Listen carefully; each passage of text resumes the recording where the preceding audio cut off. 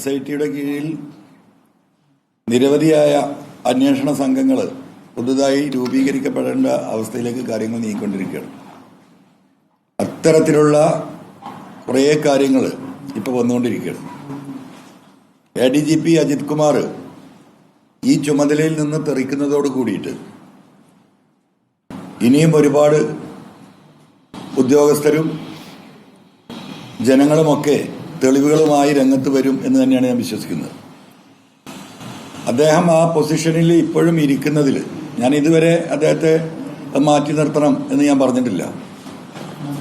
ഇപ്പോൾ എൻ്റെ ബോധ്യങ്ങൾ അദ്ദേഹത്തെ മാറ്റി നിർത്തിയാൽ മാത്രം പോരാ, അദ്ദേഹത്തിൻ്റെ ഇനി അങ്ങോട്ടുള്ള നീക്കങ്ങൾ കൃത്യമായി ഇന്റലിജൻസിലെ ഉത്തരവാദിത്തപ്പെട്ട ഉദ്യോഗസ്ഥന്മാർ നിരീക്ഷിക്കണമെന്ന് കൂടിയാണ് എനിക്ക് ഈ ഗവൺമെന്റിനോട് അഭ്യർത്ഥിക്കാനുള്ളത്. അതുപോലെയുള്ള കാര്യങ്ങളാണ് കണ്ടുകൊണ്ടിരിക്കുന്നത്, വന്നുകൊണ്ടിരിക്കുന്നത്.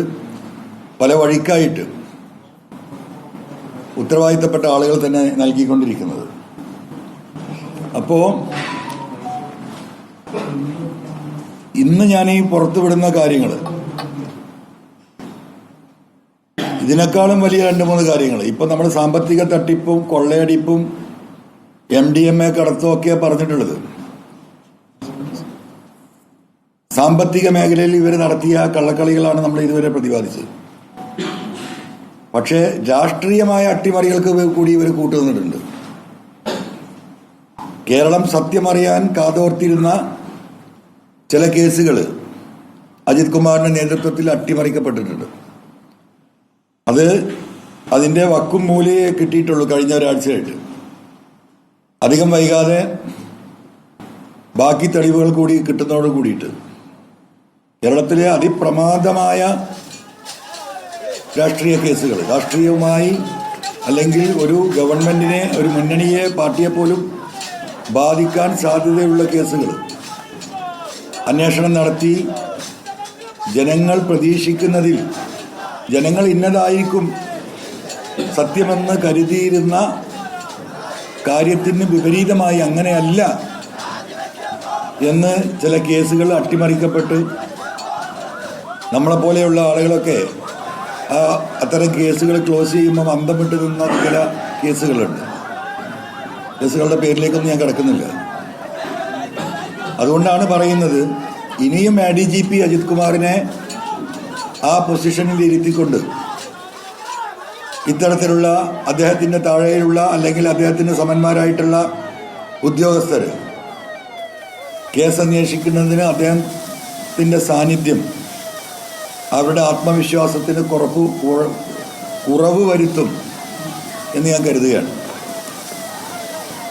അപ്പം ഇതിൽ ഞാൻ ബഹുമാനപ്പെട്ട എൻ്റെ മൊഴിയെടുത്ത IG-യോട് കൊടുത്ത മൊഴിയിൽ മുഖ്യമന്ത്രിക്ക് കൊടുത്ത പരാതിക്ക് പുറമെയായി ഒരു കാര്യങ്ങൾ സൂചിപ്പിച്ചിരുന്നു. അത്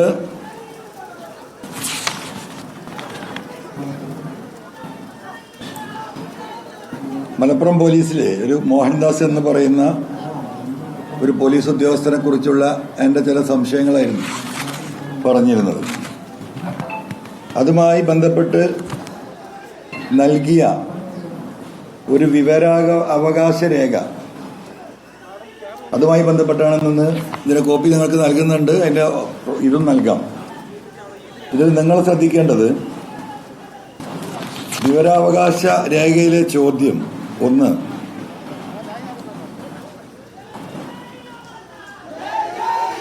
deputy police superintendent vigilance and anti corruption bureau മലപ്പുറത്തിന് കൊടുത്ത ഒരു വിവരാവകാശ രേഖയാണ്. അതിൻ്റെ ഡേറ്റ് 19/9/2023. അതിൻ്റെ ആൻസർ നൽകിയിരിക്കുന്നത് 19/10/23 എന്ന് പറഞ്ഞാൽ കറക്റ്റ് 30 ദിവസത്തിനുള്ളിൽ നൽകിയ മറുപടിയാണ്. ഇതിൽ ശ്രീ മോഹൻദാസ് GSI സോൻസോ എന്ന ആൾ എന്ന് മുതലാണ് മലപ്പുറം വിജിലൻസ് യൂണിറ്റിൽ നിയമിതൻ ആയത്? നിങ്ങൾ വളരെ ഗൗരവത്തിൽ കേൾക്കേണ്ട സംഗതിയാണ്. അതിൻ്റെ ആൻസർ 1/6/2018 മുതൽ 13/2/23 വരെ, ഏകദേശം 5 കൊല്ലം.